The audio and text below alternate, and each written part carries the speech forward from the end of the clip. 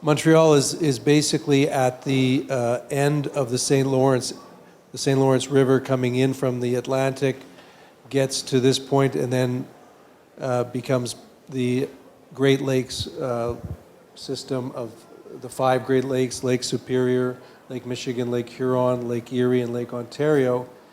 And in the original days of trading by boat, Montreal was a very, very critical position in the transfer of goods from lake-type boats to sea-carrying boats. When they built the seaway to get through, that took away a little bit of Montreal's dominance in the trade industry. Montreal is an island. There are approximately 26 islands in this archipelago, Montreal being the largest one. Laval is a separate city, but joins Montreal. We call this the South Shore and the North Shore. The airport is here on the west side of the island. In the 70s, the federal government built a brand new airport called Mirabel, which was unfortunately a little bit too far away from the city to gain popularity. It's quite a beautiful airport, and unfortunately today it's actually being demolished. Dorval is the original sort of 1950s airport that in the end won the battle of the airports, and in a way is still a lot more logical in terms of transport coming and going between the city and flying. Montreal is built around a mountain. It's not really a mountain. It's called Mont Royal. But in a very interesting way, it still dominates the landscape of the city. And in an interesting urban design fashion, the cross on the mountain is still the rule for any kind of high skyscraper construction. So the mountain, as it is, will always be the highest point in Montreal. The city actually goes, if we go back, Mount Royal, what you see in the picture was right here. So the city actually goes all the way around that mountain. And it's very interesting. I don't have any images of it, but this sort of hill occurs every 5 or 10 kilometers towards the American border. It's a sort of a small outcropping of the Appalachian Mountains in upper New York State, and it creates quite an interesting general landscape of these small hills in the region. So you see, it's not really very high, but it's quite a beautiful park. It's an Olmsted. Frederick Law Olmsted was the designer of the park, the same designer of Central Park in New York. My office is right in one of these buildings here. No, sorry, my office is in this building here, and my house is somewhere here. I was telling Alvaro that I work and I live in the same neighborhood, and I could walk to McGill University is just over here. This is McGill University, and the University of Montreal is on the other side of the mountain. So it's a common, it's there every day, throughout the season. The mountain is a kind of reference point. So a couple of views of the mountain, and you see the downtown to the south, the St. Lawrence, and a couple of the bridges that take you over to the South Shore. There's a large cemetery on the mountain, and there are laws restricting construction up to the sort of limits around the mountain. It's okay, I can just press this. All right, that's going to work. This is not going to work. It's a video, but it doesn't really matter. So we'll go through a few pictures. This is from the port, the old port of Montreal, and views. This is probably from the 50s. We see the beginning here. I'm going to go through some of the major developments. This is Place Ville-Marie by I.M. Pei, the American architect. couple of other skyscrapers I'll mention later. Another view from the port, the original port structures. This is a street called Rue de la Commune. This is what we call Old Montreal, the City Hall, Palais de Justice, and then the modern city growing a little bit to the north of the old Montreal was originally a fortified city. There's a fortification wall, no longer really exists, but it was in around here. And it's still a historical center that has very specific rules about construction, etc. Place Bonaventure, you may know this building is a famous building from the 60s, brutalist architecture, an entire city block with shopping and trade fair and a hotel, a two-story hotel with a garden. This is probably a photo from under construction with the railroad running right through it. This is really a key moment in Montreal's development, was the construction of Place Bonaventure, the construction of Place Ville-Marie. Basically, there's a kind of a cliff, small cliff, about 20 or 30 feet high, natural landscape that runs along a ridge here, and the trains used to come in, and this was the major train station. And in the 50s and 60s, they built all of these buildings basically on top of the trains. So the trains are actually all underneath here, and you'll see a few pictures in a couple of minutes. Montreal in the winter, just to bring back yesterday's theme of the cold. This is quite a complex scene that takes place probably every 2 weeks or so in the winter. Not on all the streets, but on a large number of streets. Basically the cars, it's very, very, very structured and organized system. The cars cannot be parked on one side. So these are the cars that can stay there tonight. And on this side, it's all cleared by teams and teams and teams of people with first a small little bombardier kind of skidoo pushing the snow out onto the street. Then these larger snow plows come, and they have a huge blower, and they eat up the snow and they blow it up into huge dump trucks. And there's lines and lines and lines of these dump trucks waiting for their turn to get filled, and then they go off and they dump it somewhere, I don't know where, but they used to dump it in the river, but I think they've stopped doing that now. So you see that in the winter, the streets and the maintenance of all of this stuff is actually quite a huge part of the public infrastructure and the public spending in the year. This is a very cute street scene. I just put through it in here for you to get an idea of a residential neighborhood. Some of the typologies we'll see a little bit later also. It's a very popular housing typology in Montreal that you don't see very often elsewhere in Canada, and that is with the outdoor staircase to the unit that's upstairs. And this could actually be 3 stories high with the staircases outside. Usually the staircase will only go up to the second floor, and then there'll be another door with an internal staircase to get to the 3rd floor. That's what we call the triplex typology in Montreal. I collected an interesting PowerPoint presentation, so we're just going to do a little bit of nostalgia. There's a wonderful fast food drink place off of a highway called the Orange Julep, and it's still there. It's just this big orange sitting on a parking lot. And of course, you know, the diners and the various types of stores. There used to be trams in Montreal, but they took them away. Sometimes on the street you'll still see the scars and even steel from the tracks, but they don't have them in Montreal anymore. Downtown in the 50s probably. There used to be a baseball team called the Royals. The Montreal Royals was a farm team of the Brooklyn Dodgers, actually. And the first black whoever played professional baseball, Jackie Robinson, he started professional baseball in Montreal.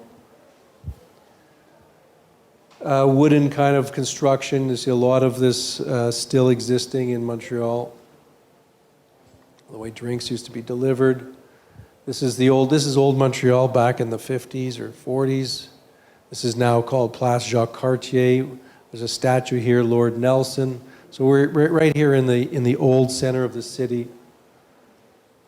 The same square. This is St. Catherine Street. This is our famous shopping street. It's still quite a popular street. So this is just an interesting collection. This was an arena where the Montreal Canadiens used to play. And this is actually right across the street from my office. It no longer exists. Unfortunately, they knocked it down to make a supermarket. Again, start to see some of the famous buildings that are up on Mount Royal, some very, very nice apartment buildings from the turn of the century.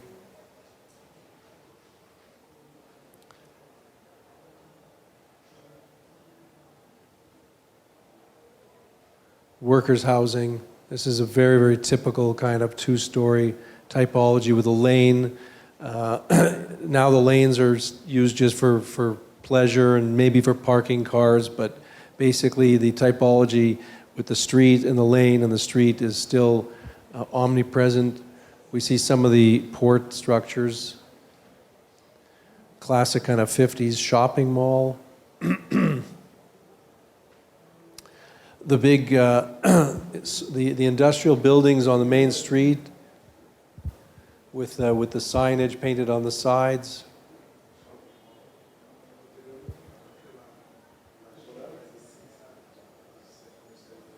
This was a famous dining room that was a copy of the dining room from the Queen Elizabeth I sailing ship, and this was, and it still is, actually considered a patrimoine national. It was on the 9th floor. This is called Eaton's 9th floor. This was on the 9th floor of a commercial building, a shopping center.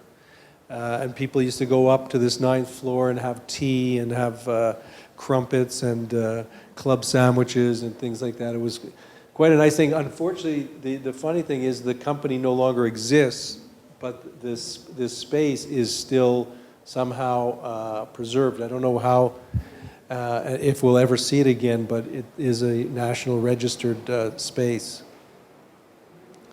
Famous diner. Leonard Cohen, you probably know, was a young man hanging out. He's a Montrealer.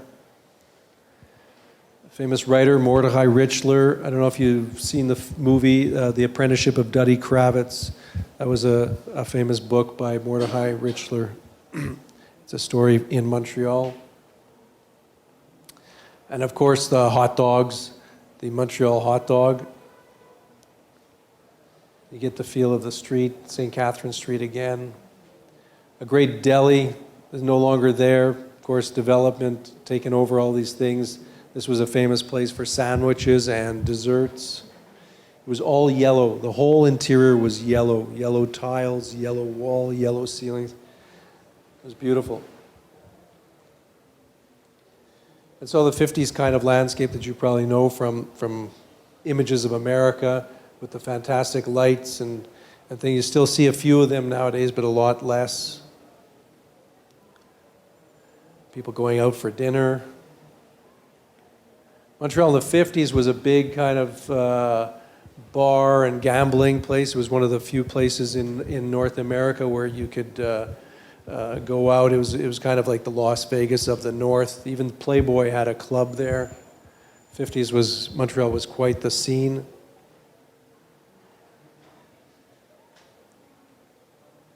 Some of the beers, local beers, an attraction park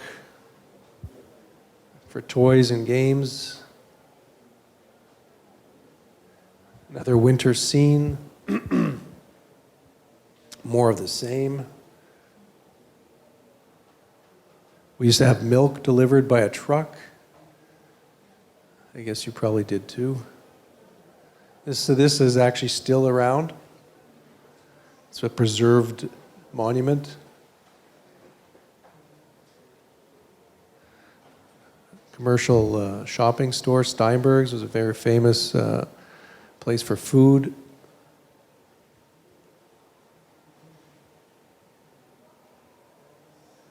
Famous bagels. Montreal is famous for their bagels. I don't even know if you know what a bagel is.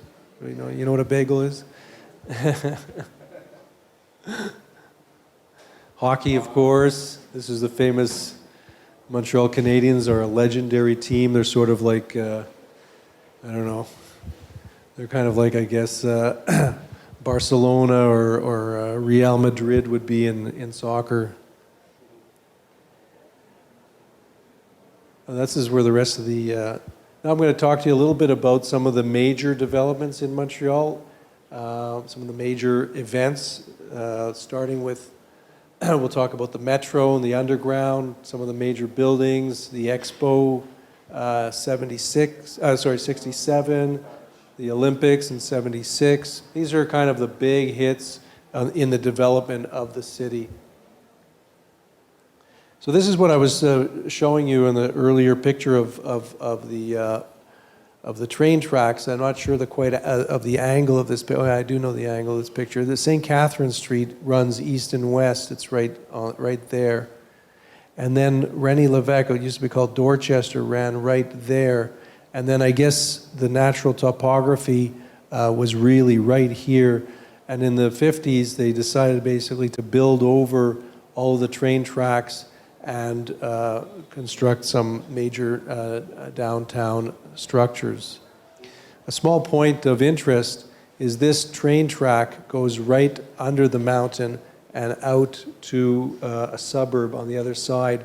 The train right under, there's nothing else under, just the train track, to go to a garden community called Town of Mount Royal. And so in the old days, Town of Mount Royal, people could get on a train and come right downtown to the train station. First lines, when it starts? Well, this was all train field. So this was being covered in the 50s, starting to be, yeah, we're going to see a picture with the late 50s, early 60s. So here's the train, here's that street that you were just looking at. There's the natural topography, and the train tracks are all out here, and then the trains ended right underneath. This was the train station, and it is actually still there, but it's now completely surrounded. The funny thing is this building is still there, but it's completely surrounded by modern buildings, and this street is more or less still there. So, I mean, it was so important that Queen Elizabeth was presented with the story of the scheme. And this is Place Ville-Marie by a major developer. He brought in I.M. Pei, you know I.M. Pei from New York, to be the architect of this building. And underneath it, like I said, is 3 or 4 stories of huge amounts of train tracks. And so today, Place Ville-Marie is still an icon. It's a terrific building, a very unusual modern building with the kind of 4, the cross, cruciform, maybe it's a Le Corbusier image, and it's probably one of the only ones really well built, with a restaurant or a bar on the roof that I still have never been to. So if you come, we'll go. I've never been to it, with some banking halls on the lower floors. Another view of the skyline.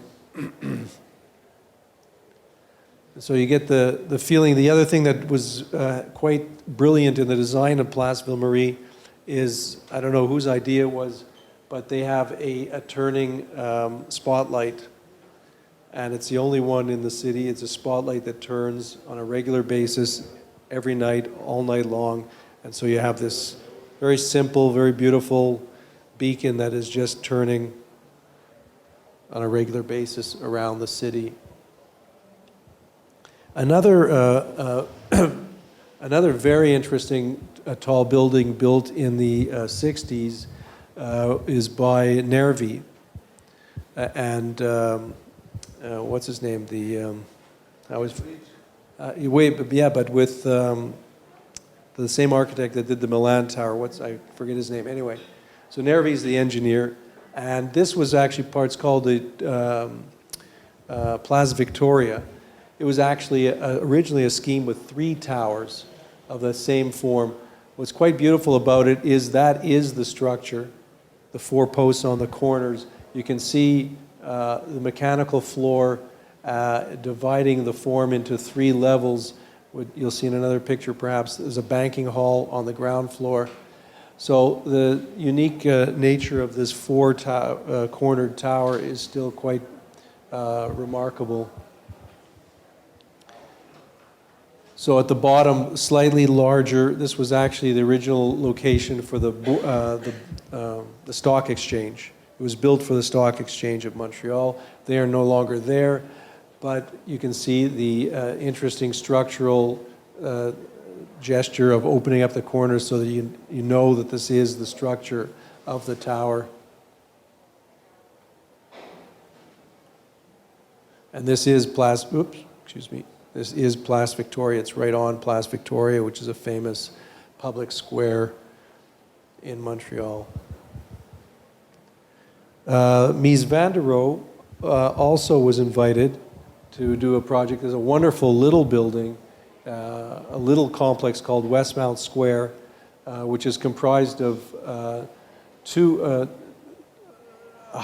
very unusual Mies project, a housing tower and an office tower, and what was originally designed as a large department store, and it's a very sophisticated Mies project, I think, because on the north side, in the residential street, you are on grade with the project, and on St. Catherine Street, which is the commercial street, this podium actually becomes 1 story high on the other side. So here you see the podium.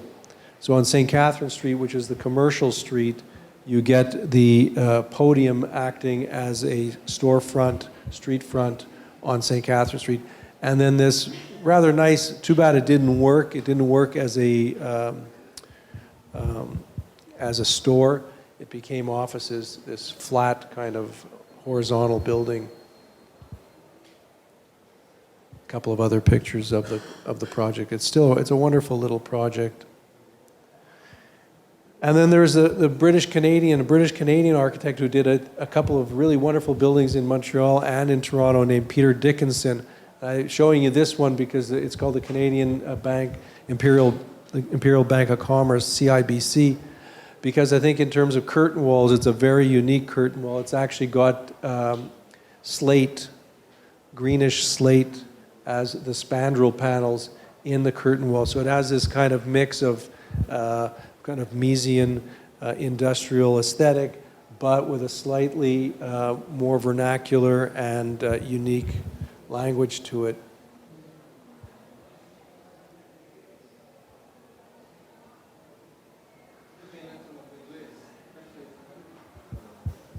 Everything's okay? Okay. You can ask questions. So that was a little bit of a survey of some of the taller buildings in the history of the downtown.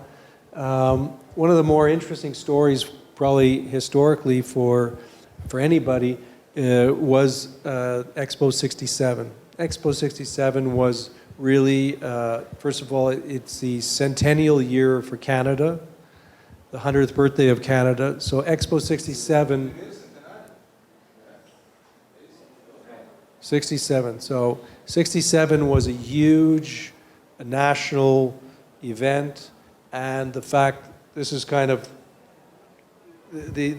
some of these events that I'm showing you are kind of like the last big hits for Montreal, because now people think of Toronto and Vancouver when they think of Canada, but in 67 was Montreal, the Olympics 76, Montreal, and then things start to go bad. Parti Québécois, and independence becomes an issue, and a lot of the economic energy left Montreal. But right now we're in the glory years, so let's try and be happy for the moment. In the 60s, they built the metro. And a very interesting story is that when they built the metro, they had all this earth that they had to get rid of. What I'm showing you here is where Expo 67 was built. Expo 67 starts on an island called Ile Sainte-Hélène, and I think we see a tiny little piece of Ile Notre-Dame, but there really is not much there. And gradually, with the metro construction in the city, the planners managed to construct an artificial, more or less an artificial island that was adjacent to Ile Sainte-Hélène. If we just go back, over here is where La Ronde, where the amusement park for Expo 67. You'll see it in 1 second. And here is Ile Notre-Dame. So now you see that. Now you see all this wasn't in the picture before. That wasn't really in the picture before. So Expo 67 was an experiment that was both an urban planning exploration of creating this event and leaving Montreal with the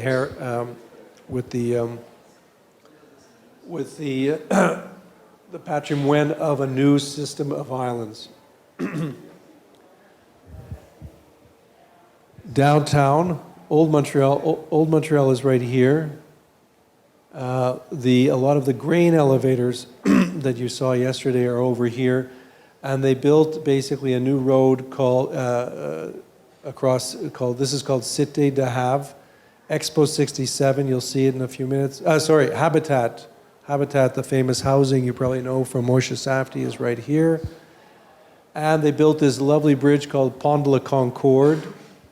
Pont Jacques Cartier was always already there. You saw that in the original pictures. So basically, this was the circulation for Expo. And so it was a big national thing, and it was a lot of fun and games for Montreal. Even myself, my family, we went to Montreal. It was a family trip. A lot of people did it. These are some of the signage vestiges from Expo. It was a national event, so you can see there was a lot of enthusiasm. People were singing songs and whatnot. It was a very friendly period. So we can look at the map a little bit more. They built a stadium for sports. The housing, experimental housing was here. There's some art museums here. And then the national, all the national pavilions were on these two islands. And this was for the amusement park.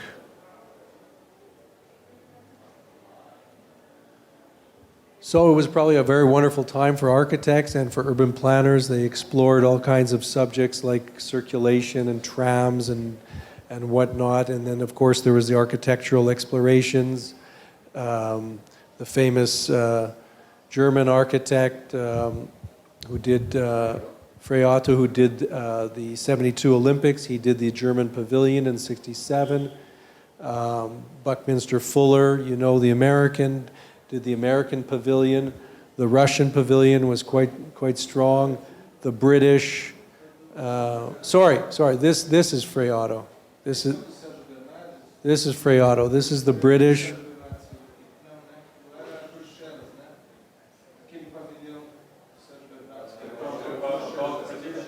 Sorry, I don't know which one it is. Do you know which one it is? We'll see. Maybe we'll see it in another picture. So the plan, they had waterways going through it. The water doesn't exist anymore. Now this is actually where they have the Grand Prix. The Grand Prix de Canada is run here now. Yeah. So this is now the waterways don't exist on this island, I don't think, anymore. And this is this was the Olympic, not the Olympic. Well, this was the Olympic basin later. They used this for the rowing races. This is Quebec. This must be Ontario, I think. This was Canada. This was the French, which is now a casino.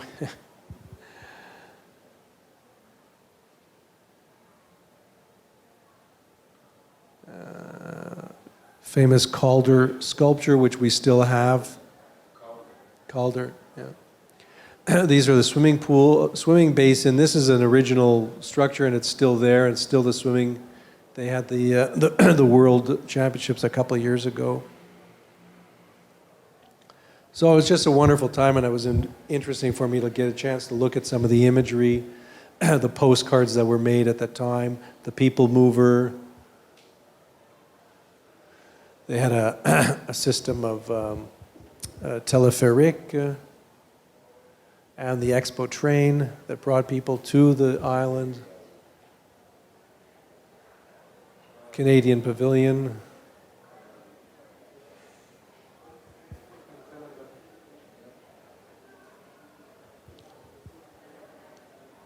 So you can see that architects were having a lot of fun doing all kinds of crazy things. And Bucky's Dome was very popular, and the dome is still there today. It's transformed. There's no, it wasn't glass. There's no plastic cover anymore. It burned down in the 70s, but the structure's still there, and they transformed the platforms into a small museum.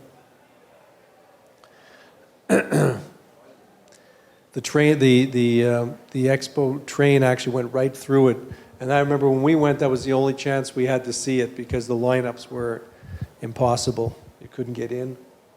Today is this open? The structure is open because this plexiglass burned down, but the structure remained beautifully. And I remember, actually, I don't have the pictures with me, but we went in the 80s. We went there and snuck in under a fence and climbed on the platforms. It was an abandoned thing. The Russians with a huge structure. They took it home, apparently. It's not there. They took that one home.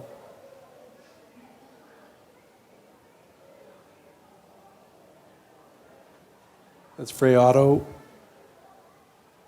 If you've seen the Olympics from '72, you recognize a similar kind of structure.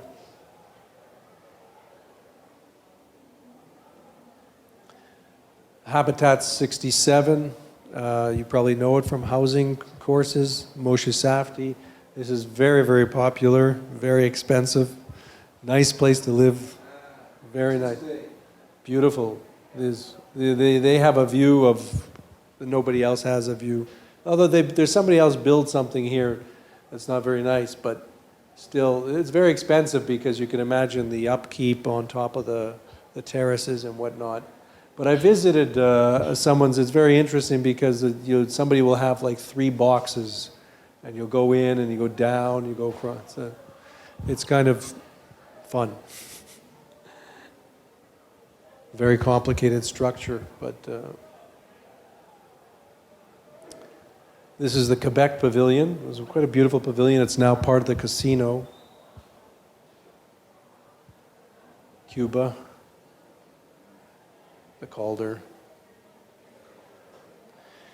Okay, that's it for Expo. Then the next thing that started to happen, probably at the same time, and there's another thing that's sort of world famous about Montreal in a kind of weird way, is there's this thing called the underground city.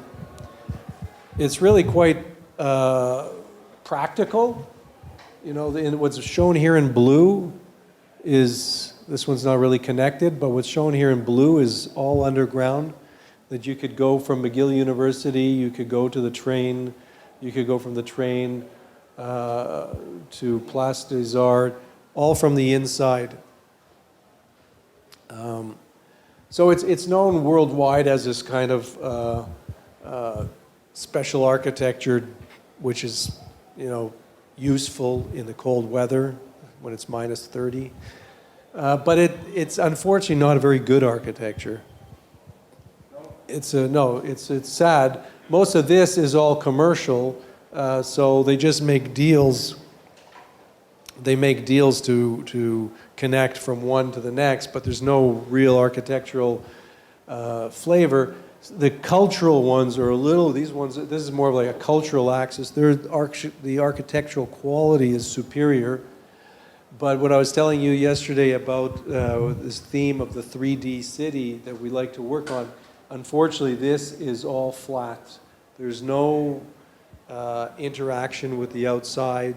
There's no play between the levels of the city. You're in the basement or you're outside. It's an unfortunate situation. But it's possible to connect buildings.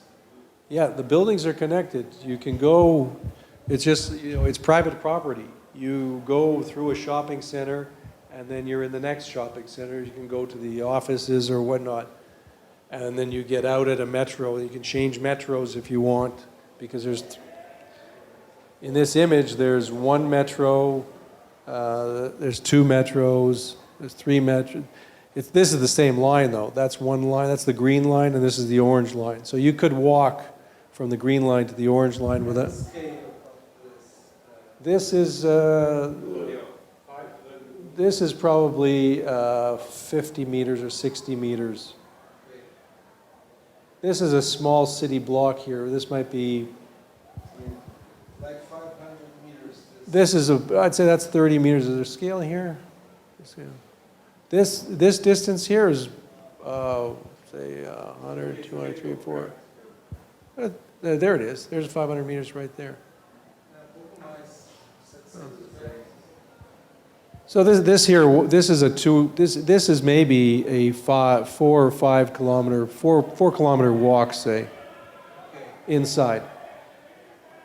1, 2, 3, 4, almost 4. But it's, like I said, it unfortunately very, very rarely has architectural quality in terms of vertical space, in terms of daylight. Occasionally, I don't have pictures of all of them, I really didn't make a big survey of it. There's this one, Complex des Jardins, which has a roof at about 40 or 50 meters high. So when you're in the bottom here, you're in a big indoor space that's lit by sky, but it's surrounded by towers. But I want to show you kind of the funny thing that happens is that this is so, important, this commercial real estate and the connection to these places. This one I'm going to show you, this is called the Promenade Cathédrale, okay? It did not exist. Imagine it did not exist. The square was not there. This was there. This was not there. This is a cathedral. This was phenomenal. They put the cathedral on legs and they took the dirt away. And so this is a shopping mall connected to the other shopping malls under a church. This was quite an exciting structural moment. It's an insane and unsightly thing in the end. This was exciting. This was the best moment because you'll see what you get. This is what you get in the end.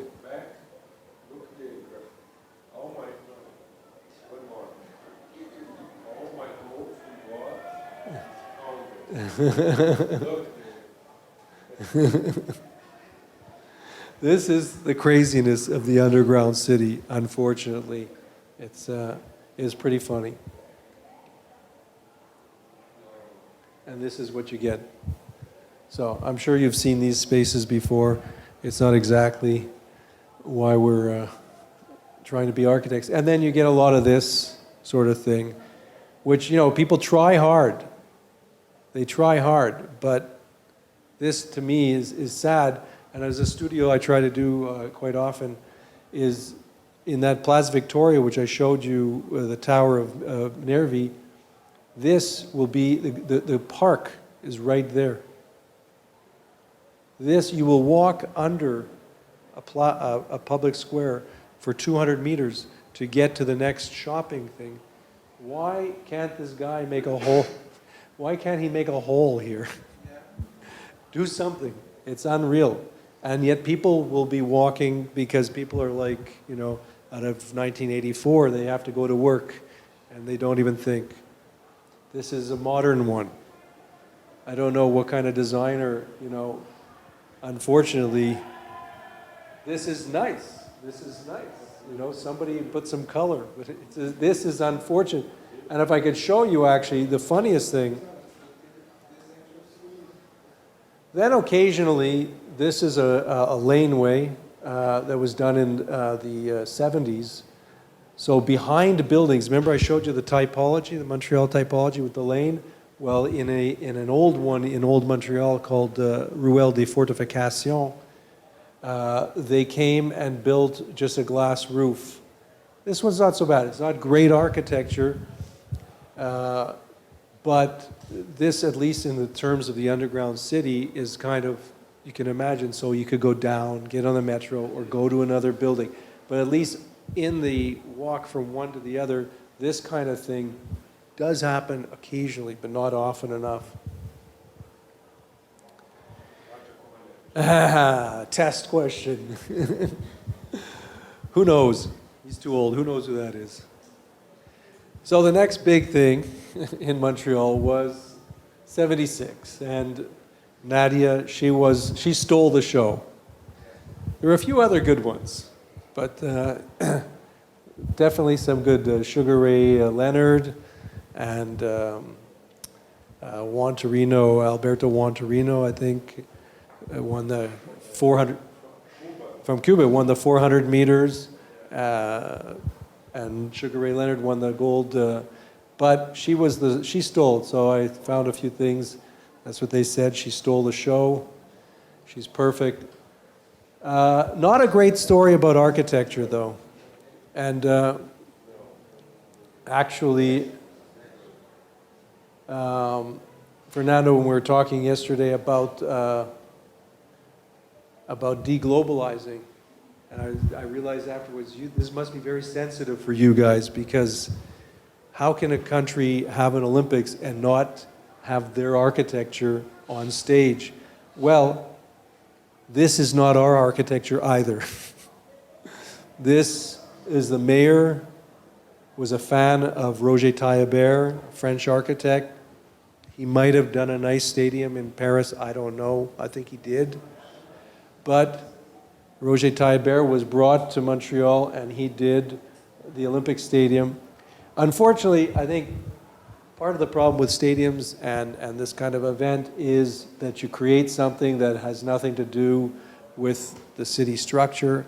So this building will always be far from the city. This building will always be a kind of foreign entity. There is a lot of effort. There is some effort. You're going to see a little later a competition that we did for a new planetarium on this site. So there is effort by the city, by cultural institutions to try to reinforce this thing, but you have to realize that the velodrome is no longer a velodrome. Nobody bicycles in Canada. At least they don't go around in circles. They go around the mountain, maybe. I think it's probably more fun to go around the mountain. But anyhow, I don't know, this summer I went to Munich and I saw the 72 site, and it's so much more fantastic than this thing. I was so depressed. This is so internal.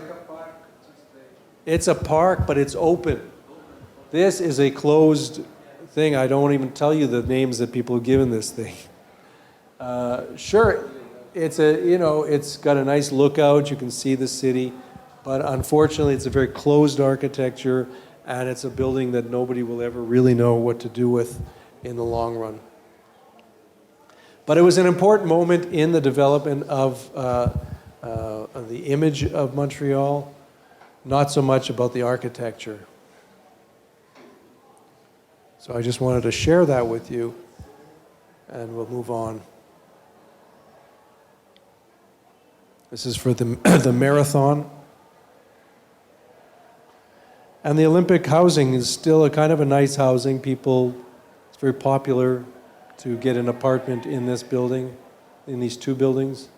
So that was a bit of a background on my take on Montreal. Obviously, we didn't really talk about the 19th century in that, but what I wanted to conclude with was really a bit more the contemporary scene, in which I find myself, and the background to this contemporary scene, which I think is actually more of an interesting aspect to Montreal than a lot of that big international stuff from the 70s and 60s. Fernando mentioned Denis Arcand, the filmmaker that you might know from the decline of the American Empire and Invasion Barbare. And in a way, that's sort of the community that I'm talking about. When I graduated from school, there was an interesting thing happening, and Montreal, I don't come from Montreal, but I decided to stay there. I liked the ambiance, and I liked the opportunity we had to really participate in a kind of a local, what I call a local culture. Was very popular and become crazy popular in Montreal since the 80s is the festivals. Montreal has you might have heard of the Jazz Festival. In the summer, Montreal, the streets are full of these kind of events, one after the other. The Jazz Festival is not the only one. There's 3 or 4 other ones. There's a comedy festival. There's a Francophonie festival. So Montreal really, I think if it had some sort of branding that happened in some ways, really the 80s took over and put Montreal on a different kind of map, not the economic map that Toronto has, but more of a cultural one. You know the movies, you know Cirque du Soleil, you know about the festivals. These are the things I think are more interesting about Montreal as a world cultural city in the early 2000s.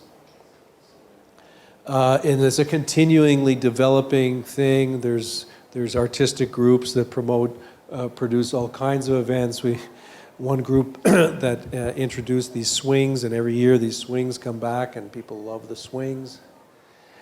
They have pianos every now and again on the street, and this is a little video that we're not going to see, but tomorrow we can see it. I mean, this is a street that I walk on all the time. This is a temporary installation. The red thing was for a construction site, but I was walking to school, and I saw this kid playing the piano, and it's a noisy street, and I didn't think anything of it, and I just kept going. And the next day, I came by again going to school, and this time I thought there was something nice in the air, and I stopped for about 5 minutes, and I recorded it. It's a terrific, we'll play it tomorrow. Just a beautiful little piece of piano the kid is playing. And so this is one of the events that you now see around the city every summer. Question? Some of the architects that founded and really kind of oriented our careers. Melvin Charney was a leading educator and artist, architect from the 60s and 70s. Did this sculpture garden out in front of the CCA, the Canadian Centre for Architecture.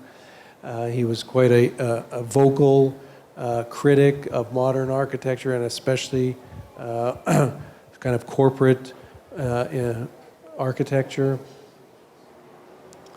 Luc Laporte, a terrific architect who passed away about 2 years ago.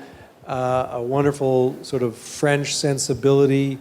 Did bistro restaurants, really wonderful restaurants that still stand in Montreal.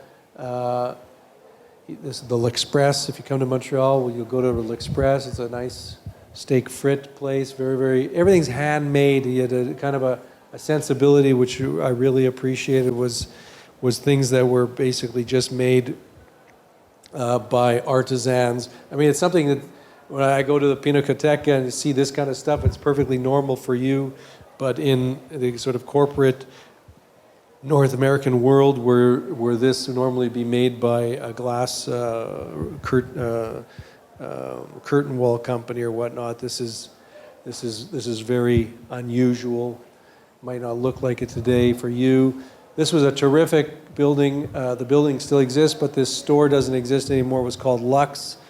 It was kind of like that French drugstore kind of place where you'd go late at night and have a coffee, or go and have a drink, or buy a magazine, or have a snack. It was the kind of place that you just go after the bar or whatever and just wander around. Just terrific, all in steel. Everything he did was in steel, just handmade, steel floors, steel walls.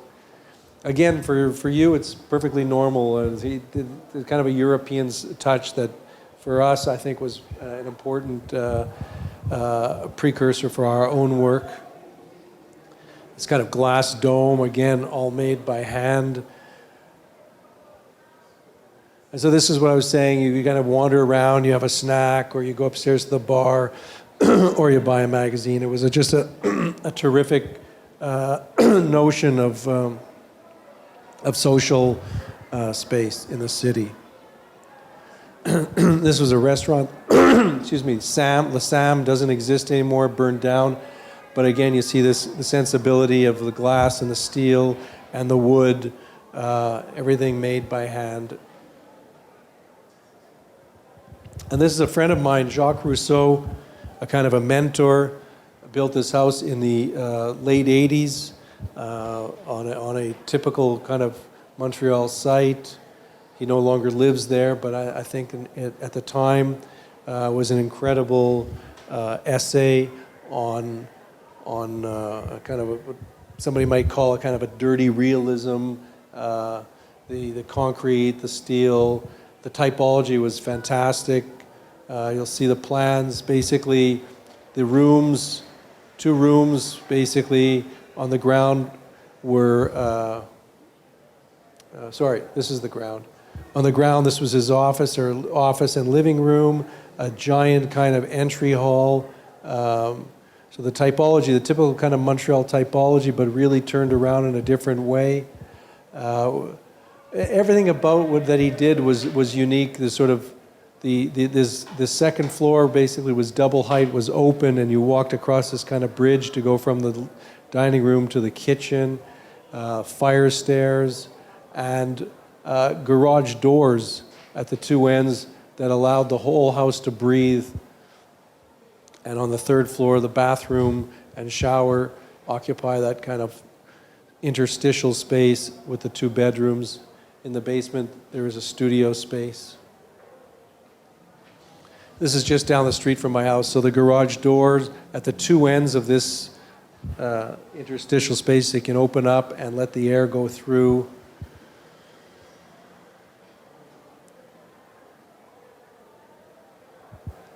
I'm going to present 2 housing projects, 2 larger housing projects. We've done a lot of transformation of industrial buildings into condominiums. We've done a few smaller housing studies and projects and a few social housing projects. We were called by a developer downtown on a very interesting downtown site next to a historical building, a wonderful 19th century, it's called a daylight factory, basically a loft space for producing clothing that was transformed into lofts in the 80s, and with a terrific kind of Sullivan-esque cornice you'll see in some pictures. And they, in the 80s, I guess, they transformed this into condos, or in the 90s, I should say. And they built here 2 stories of underground parking on an empty site for this project. And in about 2004, 2005, they called us and they asked us to consider joining this building. Now, you have to realize that this is a historical building, and in Canada or in Montreal and Quebec, doing anything next to a historical building is very touchy, and you have to be careful, and you have to see all the right people and whatnot. So they asked us to think about what we'd like to do, and we talked about the idea that in this project, we talked about the idea that living on the street was very difficult, it was noisy, and that it would be ideal if we could have the apartments that went from the front to the back. And the back would be a courtyard shared between these buildings. And so that was the interesting challenge.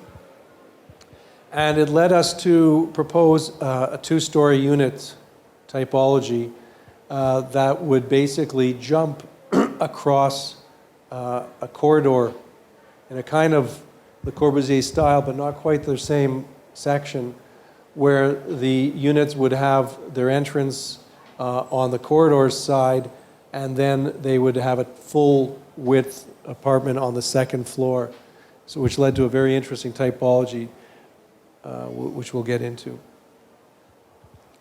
So we started to explore and get excited about the fact that we could establish something that was unique in housing, because none of us had ever done that. We didn't know any real precedents for a building that didn't have an elevator stop on every floor.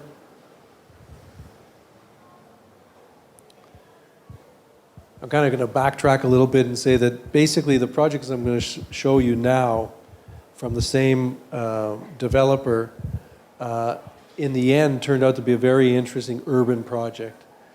We didn't know this at the time. So the first project I'm showing you is called Unity 2. The historical,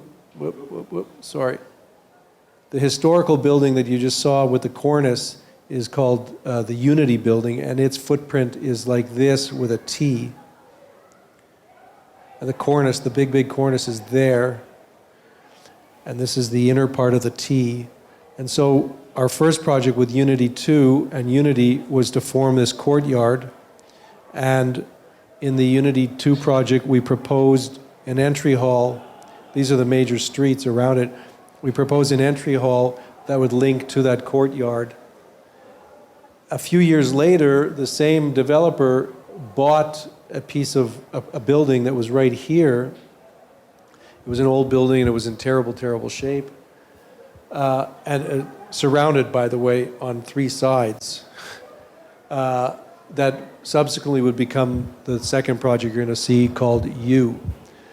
But the interesting thing about this drawing, what I wanted to show you was in the kind of dream with this developer, there's this idea that maybe one day there'd be this interconnected social space, interstitial space in the city.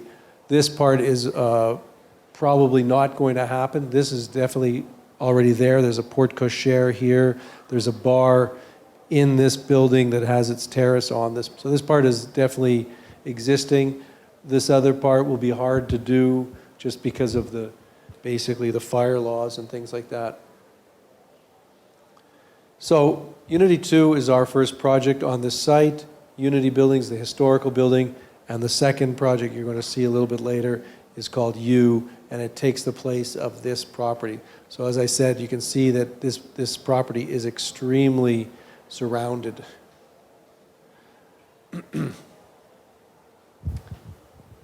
So the first exciting thing to try to explore in the Unity project, Unity 2 project, was this idea of possibly a double height space in the unit, something that obviously a developer doesn't necessarily like. They don't like to give away floor area, but we convinced them that basically the staircase in the unit could be in something that was expressed on the facade as a double height window. And so the section of the Unity 2 project is very interesting because of the way it interacts with the site and changes as we go up. Viger, the main commercial street, we propose a store. On the courtyard level, in the courtyard, we proposed to the developer that people could come in a porte cochere and go to a townhouse address. One of the things we try to do in our work that I think is very important is we try as hard as we can to give addresses to people on the street, and as often as possible allow the street to become activated by various addresses. So in the section you saw the commercial units are all on the main commercial street, a larger commercial space on the corner, and then again, a lot of this is very ordinary for you because I see it in the Brazilian architecture, but for us this was a kind of a real exploration and a critique of architecture as we found it. This kind of double height entry hall that had a staircase and another address on it for businesses. So you go from the street with the commercial stores into a lobby with a business address and the elevator to the apartments, or out into the courtyard with a restaurant, or the people who live in the courtyard have their address, etc. So there's this effort to kind of multiply the relationship between the building and the site. It's not just about coming in and going up, it's about a multitude of connections to the city. So the first typology is the townhouse, a small unit, or interestingly sized unit, I think with 2 bedrooms, the master bedroom on the 2nd floor. In section right here is the 2nd bedroom, the kitchen and living room giving on to Viger Street. And then you start to get into the repetition of what we call the flow-through unit. This unit repeats itself once, twice, 3, 4 times. And it is essentially a 2-story unit that jumps across the corridor and has a balcony on the courtyard, or the double height facade on the main public space, Viger Street. And then a small little unit that we call the bachelor, who gets squeezed between these units and is basically has no choice but to be only facing the courtyard. And then after, from the townhouse, from the townhouse to the flow-through to the bachelor, we got to the top where we inverted the system and said, okay, this unit is going to do the opposite. We're going to come in and we're going to make a little sort of entry hall, a kind of double height space with a nice stair. The master bedroom this time will be hidden behind the staircase, and you'll go up to the living and kitchen and dining, which we call the penthouse unit, has a large terrace on the roof.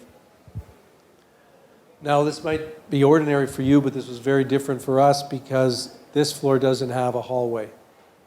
So how do they get out? Because in our code, every floor has to have 2 fire escapes.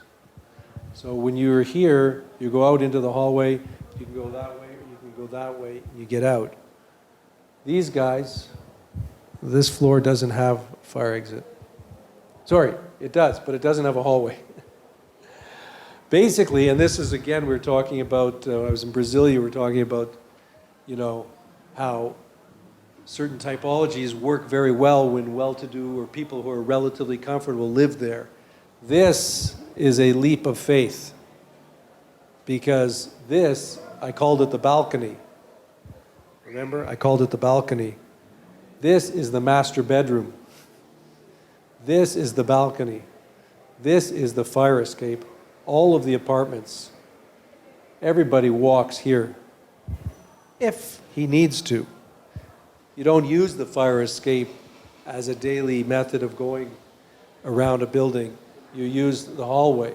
So this is a kind of a shared public space between people who know each other and trust each other.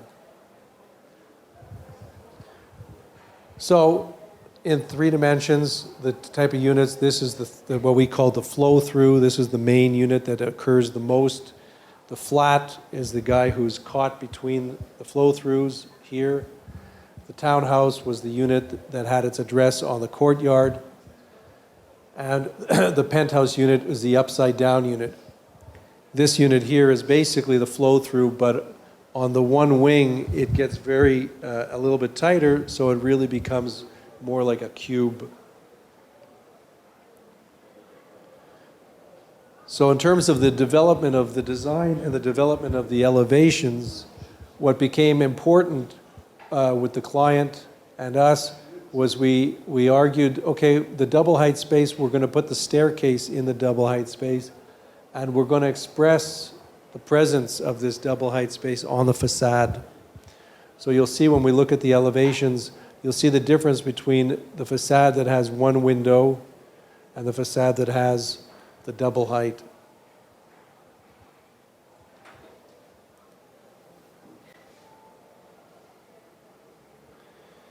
In developing the facade, we worked with, again, trying to understand how it's made and how it's fabricated.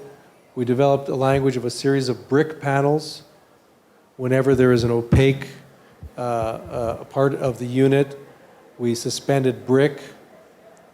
Brick in our country is put on a steel angle. It doesn't go all the way to the ground. It stops at each floor. In our case, we wanted to make a point of the fact that it's two-story apartments, so we made the angle very, very present at the second floor. So the brick is on two-story panels. And then there'll be a window that actually cuts the full 2 stories versus a window that gets broken. So the elevation with the historical building, we established a very strong cornice line that picked up the cornice of the historical building. We did not try to match the floor heights. We did not try to match exactly the cornices, but we worked with similar scale. Because of the double height, you get a sense of certain scale issues.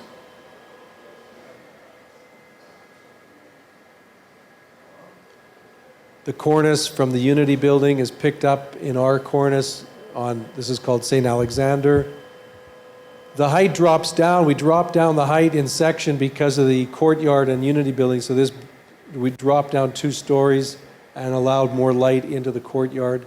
The commercial part of the building, the entry hall.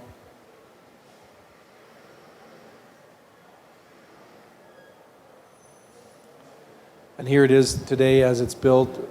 The cornice, 2 buildings, the historical building, and the brick of the new project. And you'll see the subtle difference. This is the double height space. This is the window broken into 2. So there's a kind of a knitting of the facade. This is that strong angle iron, which is much more exaggerated than a normal angle, just to get that line. And to allow these kind of overlaps to happen, very, very difficult overlaps between window and spandrel. So this strong steel bent plate is used to allow for the facade to slide and not to have some odd junction. So here it is in context. It's kind of a building that disappears, but it's still there. You see it in the context.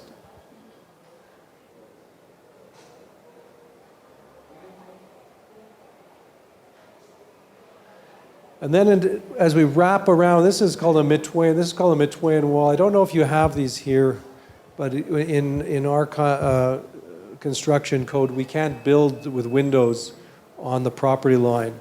So this becomes a decorative facade, a blank facade. Usually it's not very interesting. We tried to make it interesting with the same language of... and then we get to the back where in our...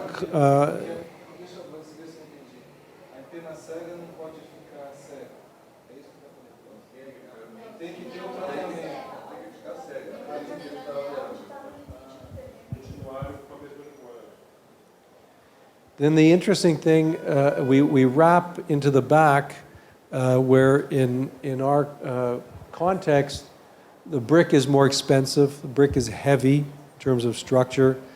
But on the other hand, the brick is required by the city on the public facades, on the street. In the courtyard, we could take away the brick, and we created what we call, we like to have fun, we created what we call a poor man's curtain wall. So the poor man's curtain wall is basically trying to take something like the handrails and the windows and the aluminum panels and trying to make a kind of facade that is continuous. Here are the fire exit balconies. These are the units that I call the bachelor. They're caught in between. We'll come back to that in a second. It was interesting to hide mechanical, this kind of idea of a glass beacon at the top of the building. There it is.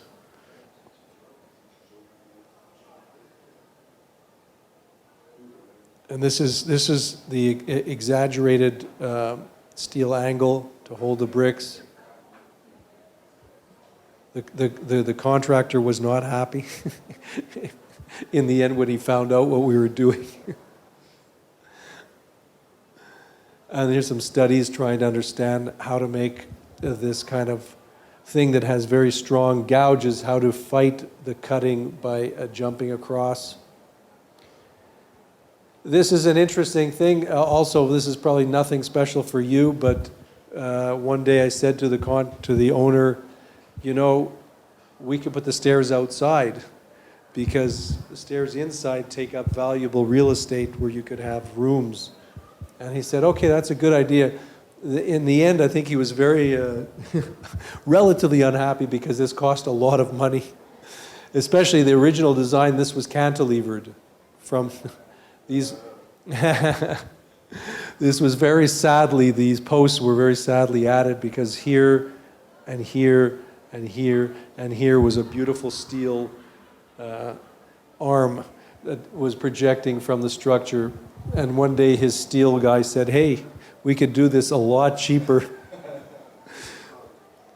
But it's also very unusual because the handrail here is 1.5 meters high.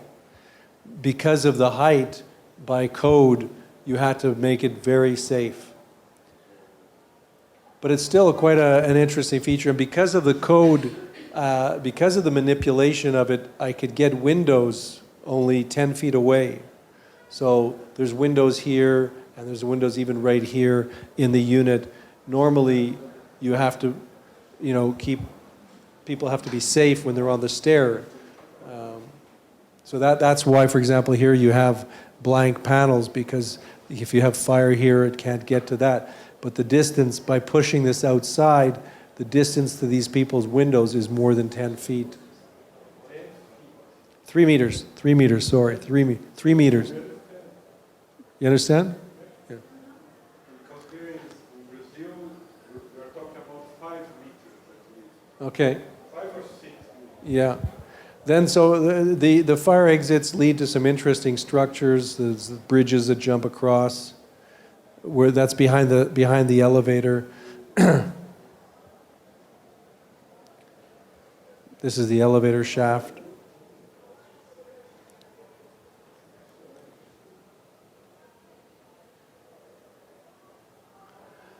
This won't be allowed anymore. We are allowed to use wood. At the time, we were allowed, because it's sprinklered still. It is sprinklered, but we were allowed, and now in my most recent project, we can't do it in wood. It gives a nice contrast, yeah. This is in red cedar. This is a very popular building for investors. And what was very unpopular, and I loved it at the time, was we managed to get them to put fluorescent lights in all of the handrails. But when they turned the lights on, the people in the other building sharing the courtyard were very unhappy. You can imagine this. You can imagine that this looked like a North Sea oil rig with the industrial fluorescent lights and the steel walkways and stuff like that. So the contractor, the owners took out the lights and put some smaller LED. So here's the double height, the staircase, and the tall window. This is a corner unit.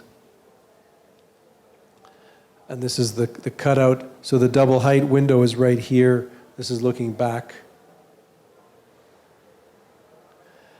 And for the same contractor, developer, we went to Toronto in the late 2008 or 9, and on a site that they owned, a few townhouses, proposed a series of double height units, boxes that stacked up and used some of the same ideas. This unfortunately turned out to be a very unhappy legal situation, so I don't want to talk about it. Anyway, that didn't happen, but life goes on. So now I'm coming to the second project in this context. So this is the Unity 2, which you've just seen. This is Viger Street. This is the entry hall, and you're coming out to the courtyard. That's the fire stair that you've just seen.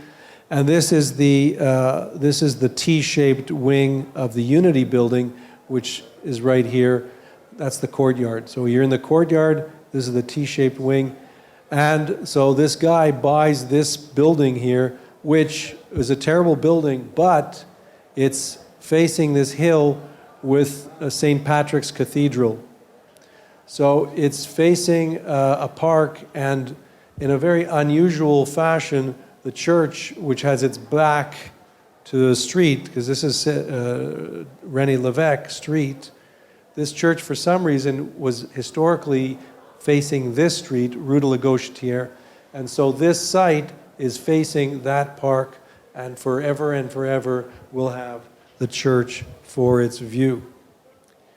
But you can see the complexity of trying to build in there, and the whole interest of this project becomes how do you sculpt some light into the back of these buildings and create typologies that can work with this. It's a very interesting project for us, technically speaking. This time, whereas the Unity building, the parking was already there, in the U project, we built 5 stories almost of parking into the rock. And you can see this elevator shaft being dug next to this facade. So on 1, 2, 3 sides, a lot of structural fancy things had to happen. But the interesting thing besides that is that besides the technical issue, it was a lot of fun. This is a parking spiral. It doesn't have, there's no elevator. We don't use elevators in our parking, unfortunately. So this is actually a continuous ramp, non-stop ramp.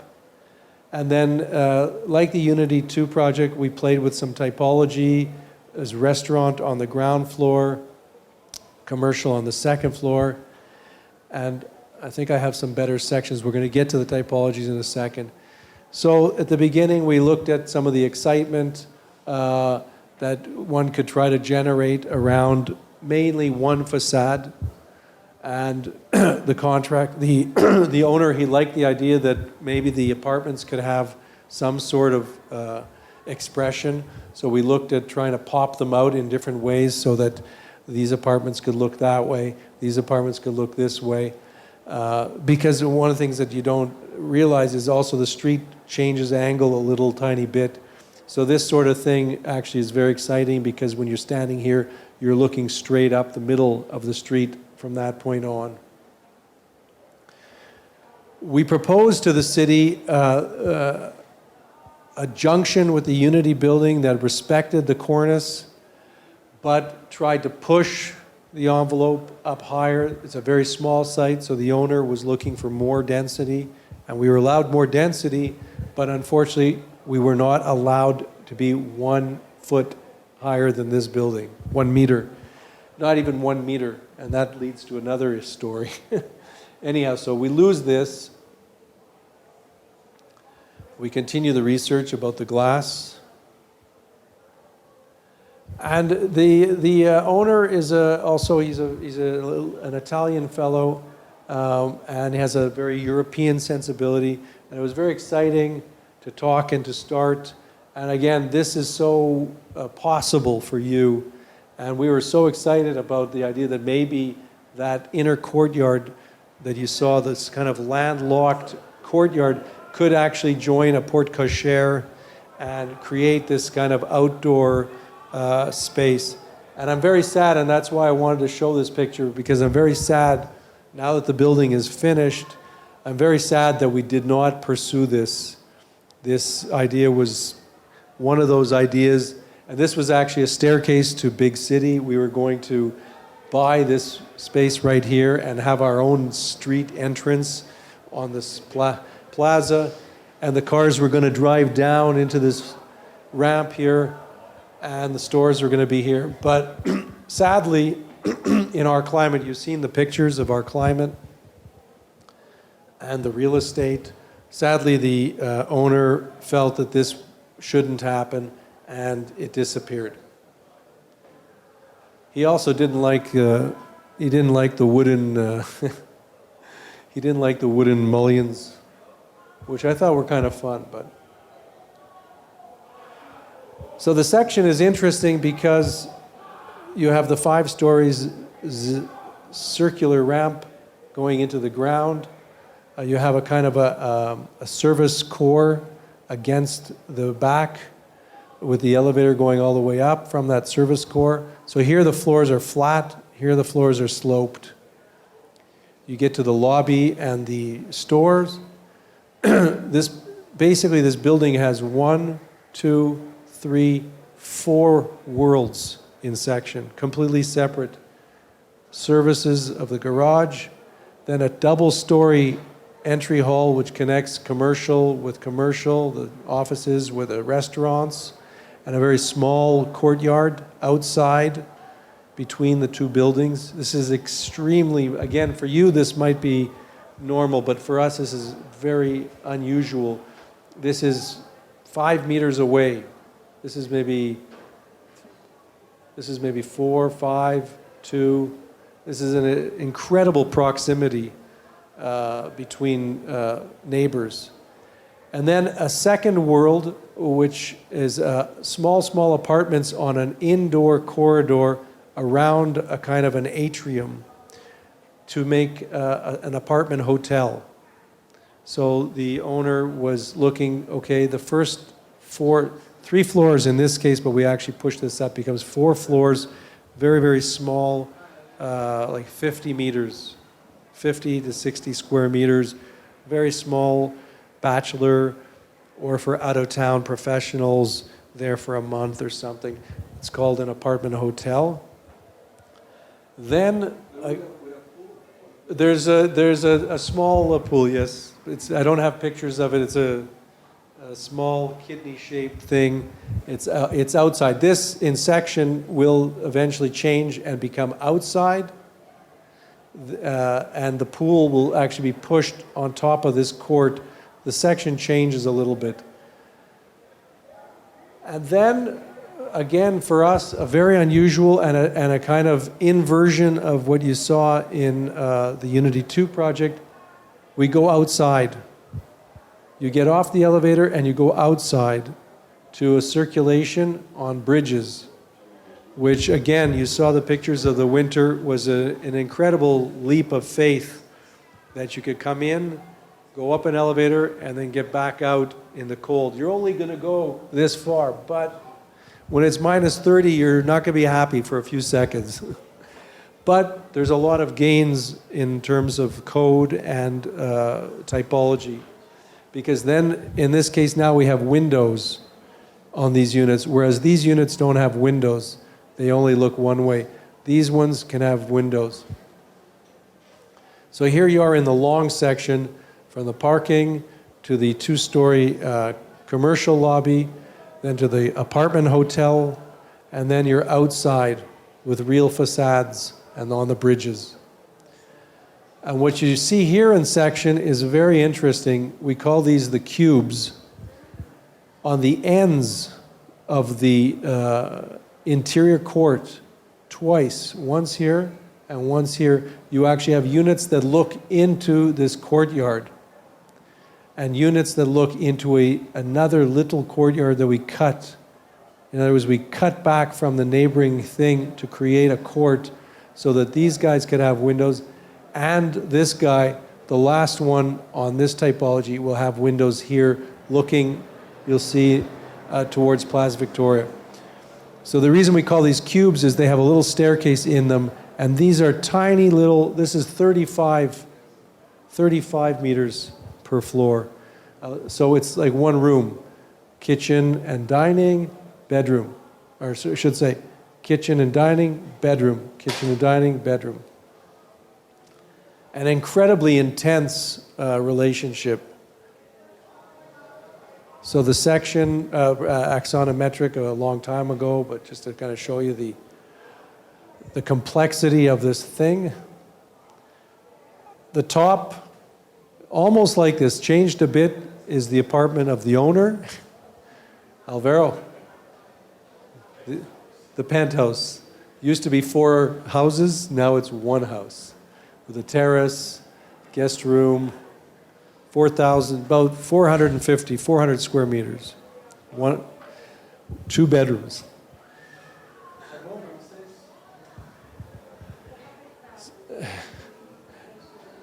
Well, give him, you know, he's done a lot of work. It's a very gutsy project, and he's one guy. He did this all by himself. It was very gutsy. Very gutsy. So a perspective of the street. This is the historical building. It's also a miracle that we got away with this thing, considering the historical building and the fact that it had to go to all of the committees. But they liked it. They liked it. The only thing they made us change was the angle of some of these bays. They didn't like the way we were playing with the Mitoyen wall. But you see the expression we tried to get of the cubes coming out. Very complicated design, and also very complicated envelope, because this is all done by a curtain wall now. So you can see the curtain wall has to go under. The curtain wall becomes a roof. Curtain wall becomes a soffit. Curtain wall becomes a roof. Very, very tight, difficult junctions. But we tried to come up with a logic and a language for the way the bays worked. In the end, what we did was we made a rule. We made some very simple rules. We basically took a setback of 1 meter from the property line. This is also very unusual that a property owner will give away, because he's giving this away. You realize that he's not ever going to recuperate this land. So he's giving away 1 meter, but he's an enlightened person. He understands what it means for the whole project. So we go out 1 meter or we go in 1 meter. And that becomes basically the rule. The gray is flat, the blue is tilted in one direction, and the dark gray is tilted in the other direction. In other words, these ones go in, these ones come out. And so you see the way the floors play. Then the typology, which is not really the way it is anymore, but there is the idea of the bachelor unit with kitchen, bathroom, and a living room. It was changed. I think, unfortunately, it was changed because now he brought this kitchen, he put it in here, so it becomes very crowded. The view of the church is the major idea in the facade. It's always going to be there. So when we get upstairs and you're on the bridges, there's a bedroom that is placed facing inside on the bridge. Living room is still on the street.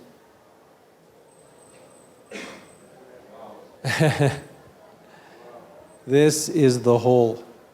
1, 2, 3, 4. This was very exciting. This is not even street level. The street level is here about, I think, out here. Well, this is the building behind it. This is the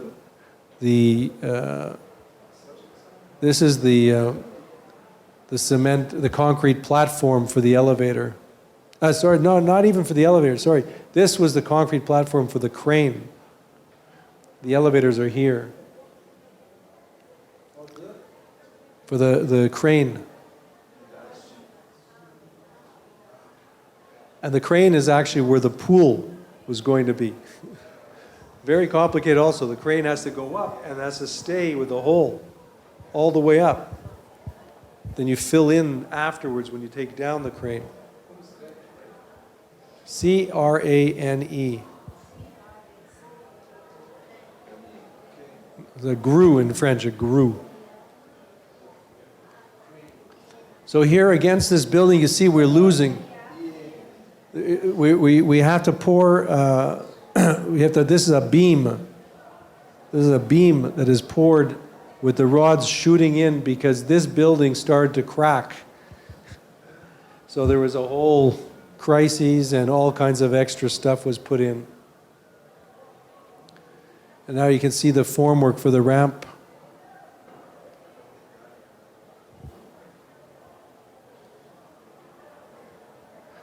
And it's almost finished. It's not been cleaned up yet.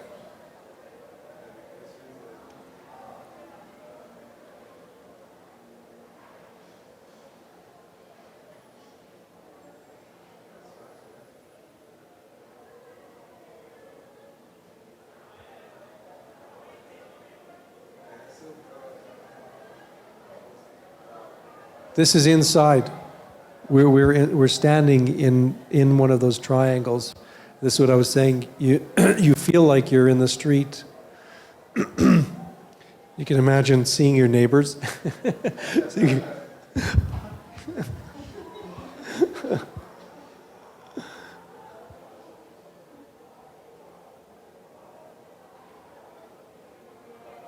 The church in the winter time.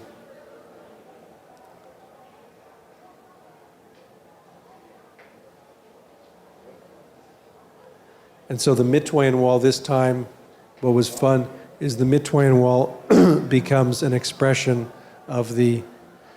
This is very subtle, you don't see it that well. These two bricks are actually just a small difference in texture. This is smooth, this is rough.